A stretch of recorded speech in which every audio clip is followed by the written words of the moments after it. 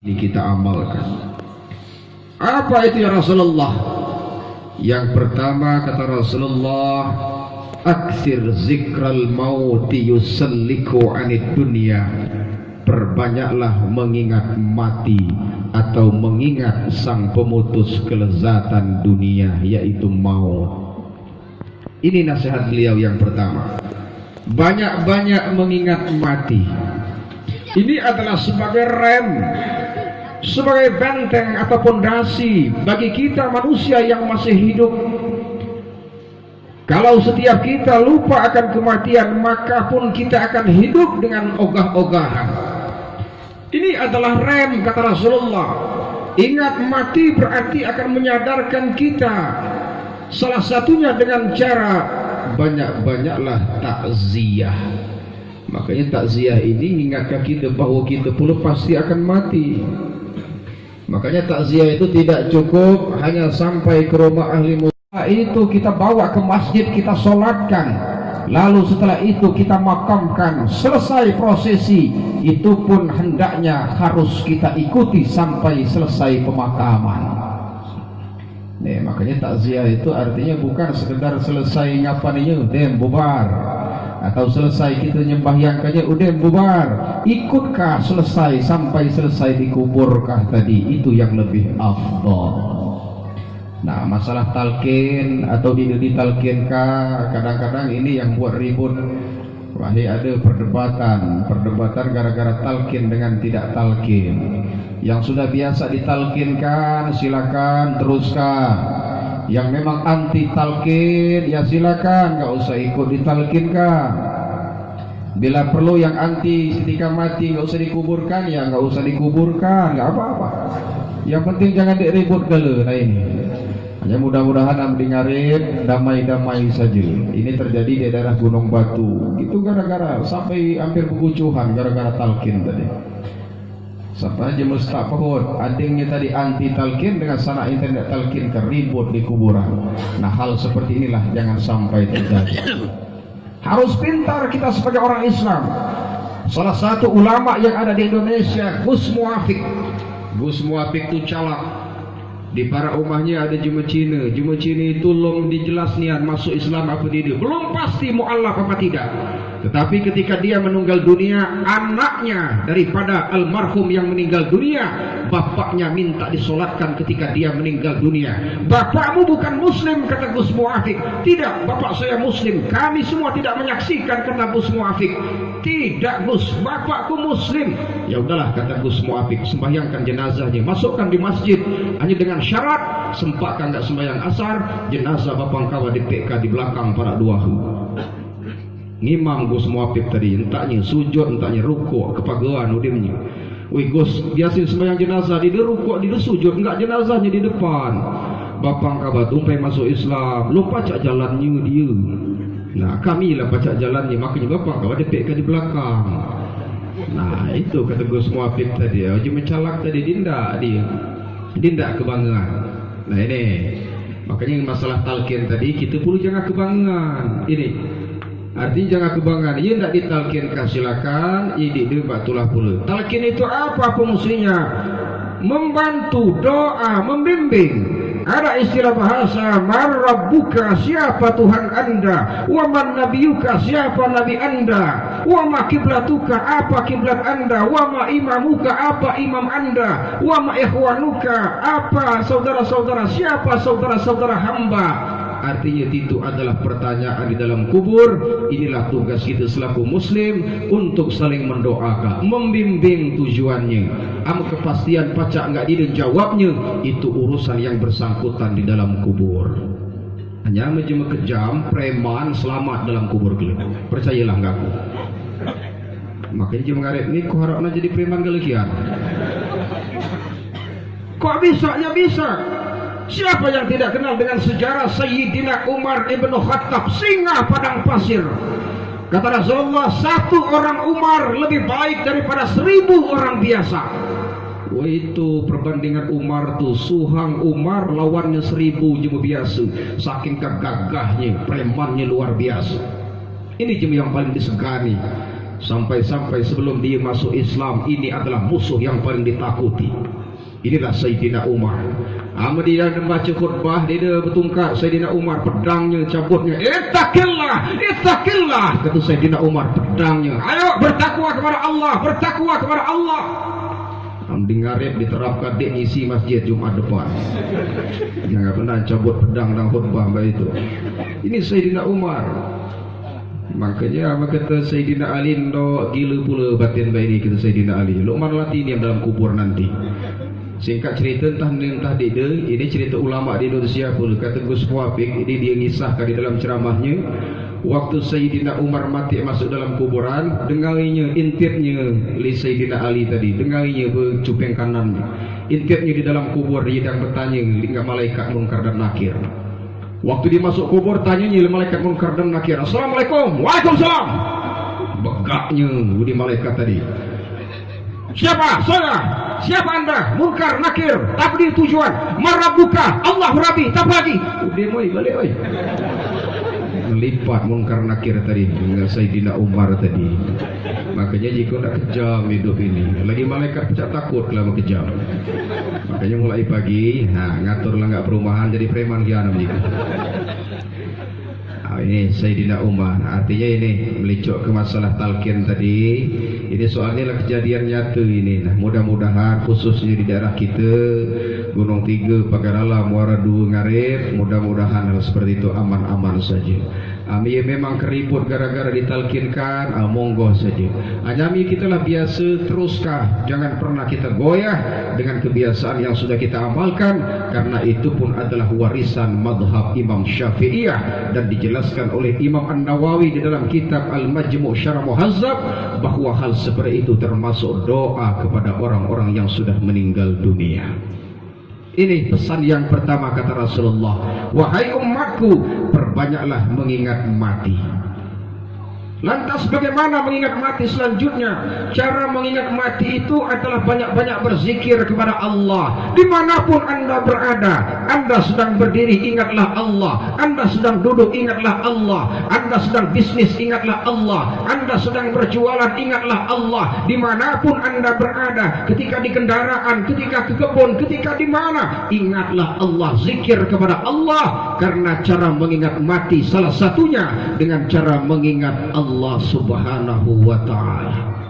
Nah, dan di pucuk motor kita subhanallah, subhanallah, subhanallah, atau membaca Allah, Allah, Allah, Allah. Saya kan memutar suha, maka itu menjadi kendali bagi kita. Jangan bersedua, hati-hati pula.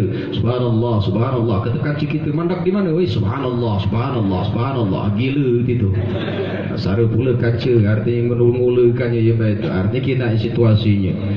Maksudnya mudang dalam keadaan kita memang artinya itu dikde hal-hal yang dilarang seperti di WC dan sebagainya. Ayo kita banyak-banyak berzikir.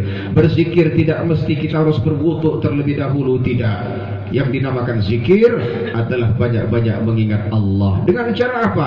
Banyak kalimat-kalimat thayyibah, la ilaha illallah, subhanallah, alhamdulillah, la haula wala quwata illa billahil aliyyil azim. Banyak yang namanya zikir mengingat Allah Subhanahu wa taala. Memang yang paling afdal kata Rasulullah, afdal zikri fa'lam annahu la ilaha illallah. Nah, karena apa? Timbangan sekali membaca la ilaha illallah itu lebih berat daripada timbangan seisi dunia.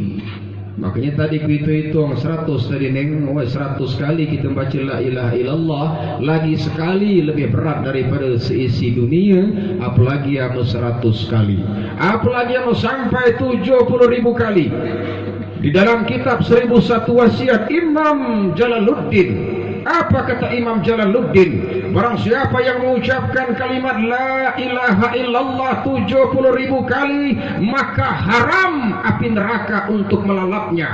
Lebih besar lagi 70.000 dikali dengan 9, 70.000 dikali dengan 7, sama dengan 490.000 kali. Barang siapa yang berzikir 490.000 kali, maka haram api neraka melalapnya. Sehingga kalau bahasa Semenda disebut tebus diri.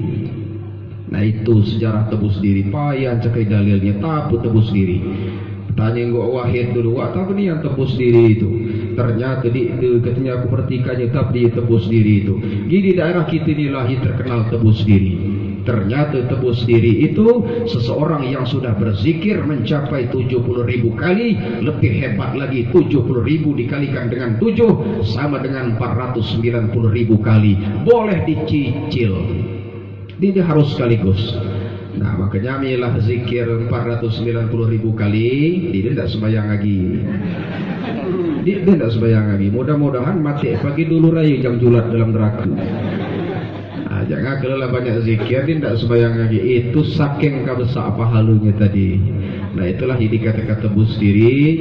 Apa nak cakai dasar hukumnya? Ternyata judul kitabnya 1001 wasiat yang dikarang oleh Profesor Dr. Syekh, yaitu Imam Jalaluddin. Nah itu dari dalam buku tasawuf ada itu. Anda nginak di perpusnya, perpus IAIN atau UIN Raden Intan di Bandar Lampung, itu ada di buku di perpusnya. Nah ini artinya banyak-banyak kita zikir. Makanya kita takziah ini besar manfaatnya. Siapa yang pertama mendapatkan pahala? Apakah almarhum yang kita doakan atau kita yang mendoakan? Kita takziah ini orang yang masih hidup, takziah kita dulu yang mendapat pahala sebelum almarhum. Makanya jangan dindak kita takziah. Kalau di rumah Anda setelah sholat maghrib belum tentu kita berzikir sampai 100 kali. Belum tentu kita membaca kalimat subhanallah, subhanallah, belum tentu. Makanya di sini alhamdulillah banyak kalimat-kalimat thayyibah yang kita baca. Makanya dalam artian apalagi yang menjadi malam pertama sampai malam ketujuh itu luar biasa. Apalagi Mbak Inah ini perlu dipantau-pantau lagi. Di Gunung Tiga alhamdulillah setahun 2 tahun ini Mbak Tulah perlu pantauan lagi di Gunung Tiga. Sehingga kadang-kadang malam ke-8 ke-9 masih ada datang. Nah, artinya lama budaya alhamdulillah. Dulu sampai di Pagar Alam di dulu raya. Di Pagar Alam itu lama dia beri pantauan lagi. Artinya kita sama-sama menyadari ini adalah tugas sama-sama muslim untuk saling mendoakan. Alhamdulillah di Gunung Tiga baru sampai setahun 2 tahun ini jadi di pantauan. Nah akhirnya dalam artian itulah yang memang harus kita lakukan. Mendoakan sesama muslim tidak harus dipanggil. Mendoakan sesama muslim melayat jenazah tidak harus diundang, karena hukumnya adalah fardu kifayah. Nah inilah salah satunya cara kita mengingat mati. Ayo banyak-banyak kita berzikir mengingat Allah. Tentunya yang paling harus kita lakukan, jangan tinggalkan sembahyang 5 waktu di dalam sehari semalam. Inilah cara kita minta tolong kepada Allah. Ya ayyuhalladzina amanu sta'inu bis sabri was salah. Artinya minta tolong kepada Allah dengan sabar dan salat. Makanya anak-anak mama ini, anak-anak almarhum ini, ayo gimana lu galak sembahyang tadi, beguyurlah sembahyang. Kita pula Mbak Tulah, yang namanya ajal tadi, dia pandang bulu ajal itu. Mendak nginaknya bacalah Al-Quran surah Yunus ayat 49. Cakai terjemahnya. Di situ dikatakan setiap umat manusia itu ada ajalnya. Dan setiap ajal itu tidak mengenal waktu dan tidak akan dipercepat, tidak akan diperlambat. Artinya 1 detik ajal itu tidak bisa dipercepat, 1 detik ajal itu tidak bisa diperlambat. Kalau ada umat Islam yang mengatakan, coba kalau bapak saya tidak terlambat bawanya ke puskesmas pasti belum meninggal, perlu dipertanyakan keimanannya. Woi mati sian itu gara-gara nemani ke masa dawai, perlu dipertanyakan keimanannya. Dia cuma mati gara-gara didawai kah? Cuma mati gara-gara sampai ajal. Siapa yang punya ajal itu adalah hak prerogatif Allah. Siapa wakil Allah adalah malaikat maut. Nah ini makanya kita jangan takut mati, harus siap mati. Ini rumus. Kita hidup bukanlah untuk mati, justru mati adalah untuk hidup. Kita pisah, kita pindah alam dari dunia masuk alam barzakh. Apakah kita sesungguhnya mati? Tidak. Justru kita hidup, mati itulah untuk hidup selamanya di akhirat. Makanya jangan takut mati, yang betul persiapkan mati. Ya ini yang jelas. Makanya aku nak bertanya enggak di luar lah siap mati. Loh, Kalau amlah siap ama kulum aku.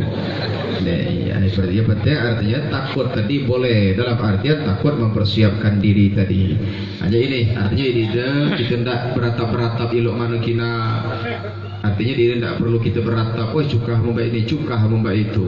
Likulli ummatin ajal. Artinya setiap umat tadi ada ajal. Iza ja ajaluhum, apabila datang ajal mereka, fala yastakhiruna sa'atan wala yastaqdimun. 1 detik kata Allah tidak akan dipercepat. 1 detik tidak akan diperlambat. Amalum waktunya lom ditukah mati. Nah ini artinya yang pertama, ayo kita yang masih bernapas pada saat ini, ayo kita syukuri. Dalam artian banyak-banyaklah kita ibadah kepada Allah Subhanahu wa taala. Kuncinya hidup, jangan ninggalkah hina menyembah yang 5 waktu. Ini kudai. Kalau ya sunnah-sunnah berikut itulah ngiring kayu wajib. Jangan wajib ngiring kayu sunnah. Oh yang melebaran meludak masjid itu mau muat di Gunung Tiga. Di Gunung Tiga, di Ngaret belum tak melihat di Ngaret semegi saja. Nah, itu di Gunung Tiga. Itulah kadang-kadang ya Allah dia temuat-muat lah 2 tingkat masjid Gunung Tiga, lom kira ketemuat 4 tingkat dia kira ketemuat. Nih kayaknya giliran Jumat gerunggangan. Nah ini jangan sampai, artinya kesadaran kita ini masih sangat-sangat kurang. Nah inilah kuncinya, jangan tinggalkan sembahyang 5 waktu. Karena itu dia beri tawar-menawar. Bagaimana kita mampu dengan berdiri, solatlah dengan berdiri. Tidak mampu berdiri, boleh dengan duduk. Tidak mampu duduk, boleh dengan tidur miring berbaring. Tidak mampu tidur berbaring, boleh dengan tidur terlentang. Tidak mampu tidur terlentang, boleh dengan hanya kedipan mata. Mata tidak mampu mengedip, boleh hanya dengan gerakan hati. Artinya saking kewajibnya sembahyang itu, kecuali perempuan yang ada uzur, karena itu adalah kodrat Allah Subhanahu wa taala. Makanya dia beri cerita, dia buka uzur-uzur tu dia beri. Perjalanan jauh ke kebun, dia beri cerita, dia beri air tayamum. Dia beri artinya rukhsahnya. Saya di pesawat enggak ada air, tayamum. Tempelkan tangan Anda ke dinding pesawat, niatkan tayamum untuk mengerjakan salat sah. Dia beri keringanan, dia beri alasan nama buka meninggalkan sembahyang. Oh ya aku yang yak selama meruguk. Dia beri cerita empat yak selama meninggalkan sembahyang. Ini apalagi yang umur lah 70 tahun, 4 iya selama lah tinggalkan sembahyang, 4 iya selama dikit lah macam puasa. Adik tu bertahap ibadah. Nah ini yang tak diubahi. Hanya di Gunung Tiga, di sini mudah-mudahan. Semoga saja. Nah ini yang tak kita artinya untuk le uji hijau ragam menang, karena tinggal itu sambil beragam keladi ngibat di soalnya. Oleh karena itu ini untuk niat hinami sembahyang ini tadi, karena ini kewajiban, jangan niat kita tinggalkan. Sibuk lo mana kita urusan kita, jangan hamil sembahyang. Dia beri air tayamum. Mbak manalah misalkan aku dang di kebun dalam mana, dia beri alasan. Lagi dia pacak lagi ngedep mata tinggal gerakan hati, tetap wajib sholat. Nah inilah saking wajibnya sembahyang tadi. Nah ini yang pertama, ayo banyak-banyak mengingat mati, isi dengan ibadah. Itulah yang namanya mengingat mati. Ini pesan Nabi yang tidak selamat. Yang kedua kata Rasulullah, wa alaika bisyukri fa inna syukra yazidu fin ni'am. Banyak-banyak bersyukur kepada Allah, karena orang yang bersyukur pasti akan dilipat gandakan nikmatnya oleh Allah Subhanahu wa taala. Tapi yang nak kita syukuri, pertama umur. Ayo syukuri umur kita. Apalagi yang muda, yang tua. Nah, ajal ini tadi di berhembau, di pandang tua, di pandang muda tadi. Nah ini niat itu dalam artian tinggal kita lo mana mensyukurinya. Yang muda jangan bangga, yang tua jangan lalai. Nah inilah kuncinya. Memang aku tadi amda itu enggak nineng yang mimpin tahlil tadi umur, itulah nineng. Hanya urusan ajal dia karena aku ikutian nineng dulu. Nah dalam artian, ini urusan ajal, kayaknya dawaikan ya, lakukan tekan di awal, di mati-mati ali didawaikan. Nah kelang upat pula di daging mister. Nah ini artinya kita bersama umur nak kita syukuri. Mak mana mensyukuri umur? Begoyor uji ibadah tadi. Kedua, tapi nak kita syukuri harta yang titipkannya oleh Allah, enggak kita tidak syukuri. Makanya kata Rasulullah, harta itu ambil kita makan saja itu busuk, kata Nabi. Ya kita pakai lapuk, ya kita bau mati, ya kita sedekahkan. Ini makanya kemahi di acara di Sukadama, yuk kita hitung-hitungan. Inilah hadis Rasulullah mengatakan, wahai sahabat semuanya, kata Rasulullah, semua harta makanan yang kita makan semuanya adalah busuk, tidak ada manfaatnya. dan pakaian yang kita pakai harganya bisa ratusan juta, harganya ada yang miliaran, pakaian terbuat dari sutra emas dan sebagainya, semuanya akan lapuk, dan yang akan kita bawa mati adalah yang kita sedekahkan. Itulah jika kita bau mati kelih. Makanya hati-hatilah kita titipinya rete, jangan terlalu bangga. Dia kita sedekahkah, apalagi yang zakatnya sampai di kita keluarkah? Na'udzubillah summa na'udzubillah. Mbak ini akhir dan tren menang sedikit maaf ku sampaikan masalah zakat kaum. Memang dek dia dalam kitab fikih zakat kaum. Kemudian dek dia. Empok padi itu dek dia dalam kitab fikih, hendak sembah ituan. Kemudian yang ada di dalam aturan Islam dalam kitab fikih, zakat itu adalah gandum, kurma, binatang ternak, emas, perak dan sebagainya. Tidak ada padi, tidak ada beras. Hanya karena itu makanan pokok berlakulah yang namanya kias. Oh, ternyata makanan pokok orang Arab adalah gandum, makanan pokok orang Indonesia adalah nasi, bukan behas. Amo behas makanan ayam. Nah, kita tidak bertembulok soalnya. Nah, akhirnya ngapa? Akhirnya wajiblah mengeluarkan zakat beras atau padi tadi. Begitulah oleh padi 7 pikul setengah, keluarkanlah zakatnya. Oleh beras 7 pikul setengah, keluarkanlah zakatnya. Hanya padi tadi 1.300 kilo, artinya seton 3 pikul timbangan padinya. Dikalingi 112 sampai 120 kali. 120 kali sampai nisab. Ternyata dikalingi enggak ditimbang semegi saja. Enggak ditimbang seton 3 pikul sampai nisab keluar zakat. Berapa zakatnya? Mulai padi seton 3 pikul atau mulai beras 7 pikul setengah, zakatnya cukup 5% saja. Beras 7 pikul setengah berarti mengeluarkan 37 kilo setengah. Banyaklah dek kita tinggal di uang. Bagaimana dengan kopi? Nah, ini kita contoh ke Lampung Barat. Lampung Barat itu mengeluarkan zakat kopi dikiaskan dengan zakat harta. Makanya di Lampung Barat dialah oleh kau ukurannya rega emas 85 gram keluar zakat.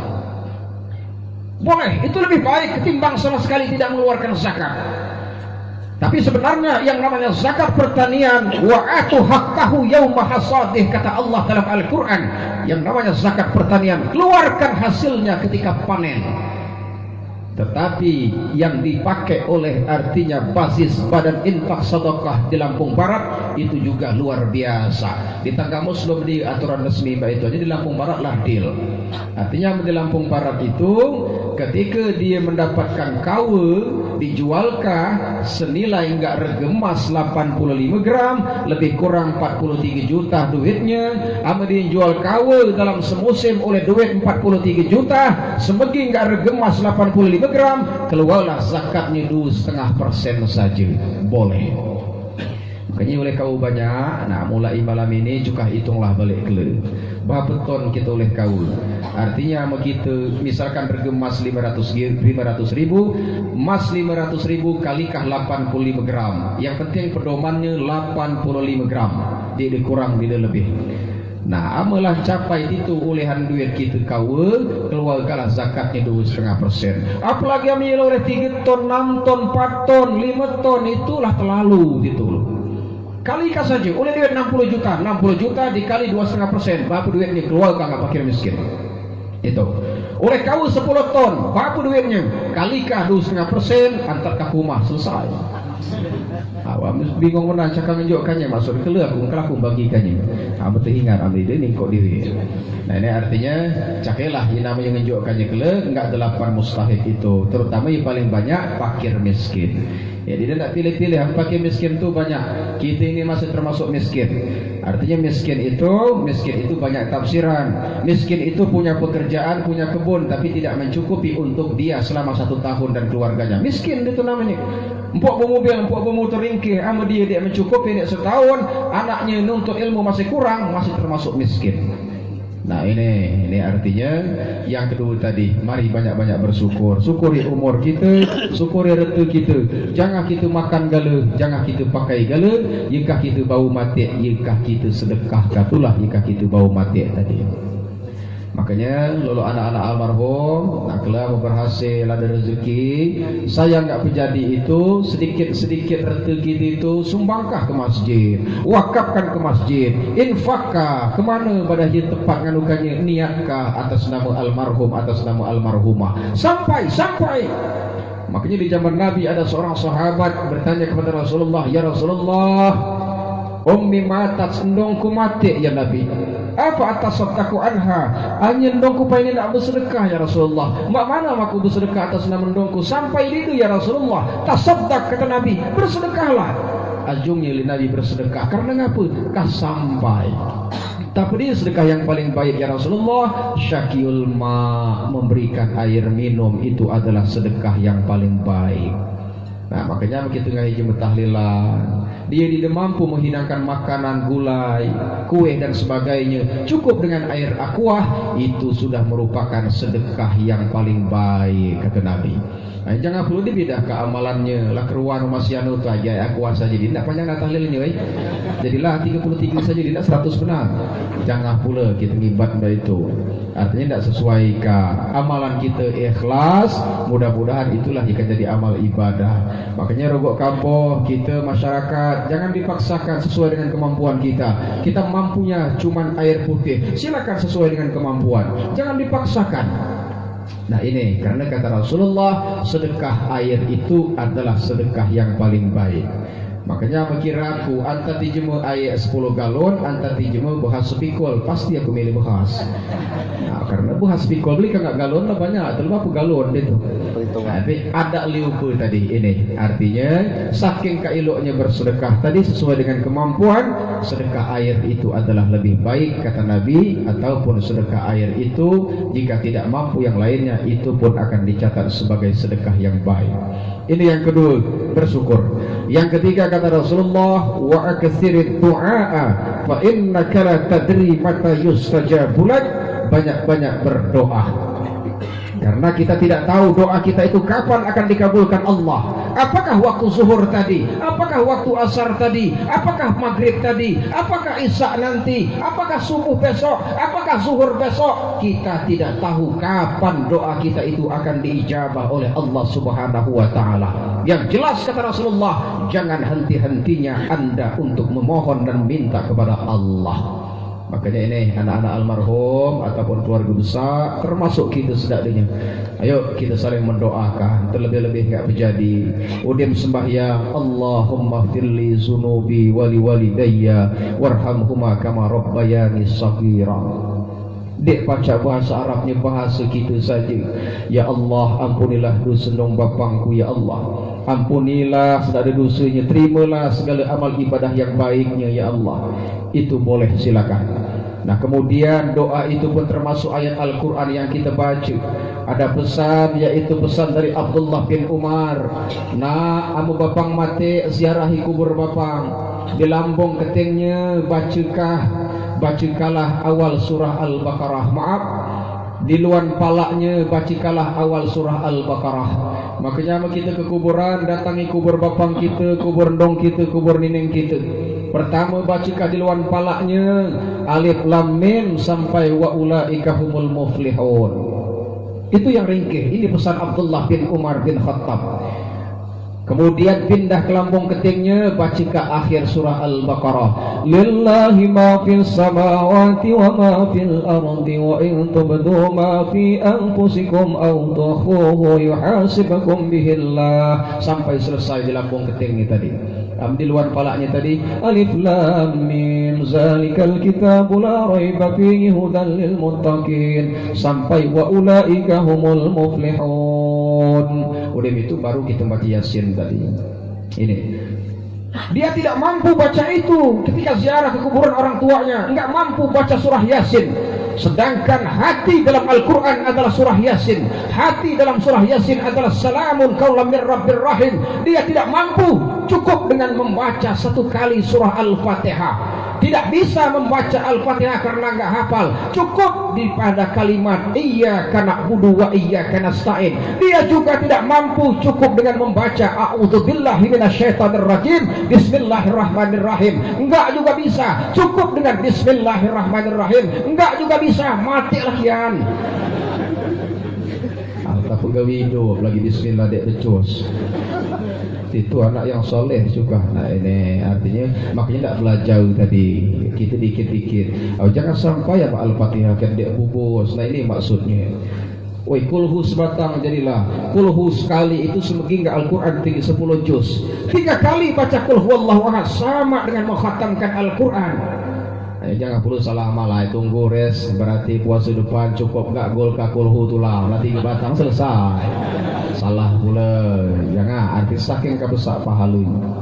Nah itu cara kita ziarah tadi anak yang soleh tadi, doa kabejadi. Membaca Al-Quran itu adalah doa.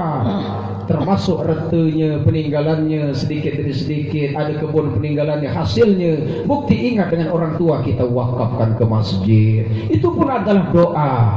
Makanya banyak doa itu bukan hanya ucapan. Rukun yang berhading yang tinggalkan almarhum itu adalah doa. Jangan sampai anak gara-gara artinya anak berkelahi, anak berantem beakur kelawai muanai itu menjadi laknat bagi orang tua. Seharusnya ketika orang tua sudah tidak ada ataupun ketika dia masih ada harus akur mufakat. Itulah yang akan menjadi nikmat bagi orang tua. Nah ini lu mana caranya rukun-rukun, banyak-banyaklah doa kabejadi. Yang lebih ringkih yuk tunggal ka yang berhadap kita khatam ka Al-Quran 30 juz yuk. Seminggu kita selesaikan. Bukti kita sayang gak menjadi kita. Inilah yang namanya anak yang soleh. Jangan mentang-mentang mbak ini musim HP Android dek keluar lagi segalanya pacak di download aplikasinya ada ziarah ke kuburan. Nah yang sibuk itu nak sambil ngudut keluar ke HP ngaji Yasin di ngudut ke kuburan. Nah kalah Yasinan tadi HP. Nah ini banyak perlu terjadi, jangan sampai. Nah ini artinya 3 hal ini Bapak hadirin sekalian, nah, lebih perlu diketin tadi. Artinya mudah-mudahan ketiga pesan ini ada manfaatnya dek kita sedarinya ataupun dek kita pada malam ini hadir takziah. Inilah kata Nabi, pesanku kata Nabi yang nak selamat dunia akhirat. Yang pertama banyak-banyaklah teringat enggak mati. Caranya lok mana? Isi enggak ibadah. Jangan tinggalkan sembahyang 5 waktu, banyak-banyak berzikir kepada Allah. Inilah cara kita ingat mati. Yang kedua, bersyukurlah kepada Allah. Syukuri umur kita. Banyak jemi gindak panjang umur benar, hanyalah sampai waktunya jemi mati itu iri benar ngidak kita masih hidup. Karena ngapa sejahat-jahat jemi hidup ini selagi dia punya nafas la yuhargir, selagi dia bertaubat walaupun nyawanya sudah sampai di tenggorokan tetapi dia taubat diterima Allah. Makanya jemaah mati iri enggak jemaah masih hidup. Karena ngapa kita masih hidup ini masih ada kesempatan dek bertaubat. Syukuri umur kita, harta kita tidak kita syukuri. Yang ketiga, banyak-banyaklah berdoa kepada Allah. Karena kita tidak tahu kapan doa kita ini akan dikabulkan Allah Subhanahu wa taala. Khususnya keluarga besar ahli musibah, sayang enggak terjadi, cinta enggak babang, sayang enggak muana, cinta enggak laki, dek bedi lain tinggal doa kaya ilo-ilo. Cukup dengan bahasa kita, memang dek terti bahasa Arab. Nah mungkin hanya ini dapat kusampaikan. Mudah-mudahan sedikit kurang lebih 40 menit, lebih daripada 30 menit. Oleh karena itu kepada jamaah takziah sekalian, mohon maaf dan mohon dimaklumi yang sedalam-dalamnya. Kepada ahli musibah, mohon maaf dan mohon dimaklumi. Kepada Allah Subhanahu wa taala aku mohon ampun. Wallahul muwaffiq ila aqwamit thoriq. Wassalamualaikum warahmatullahi wabarakatuh.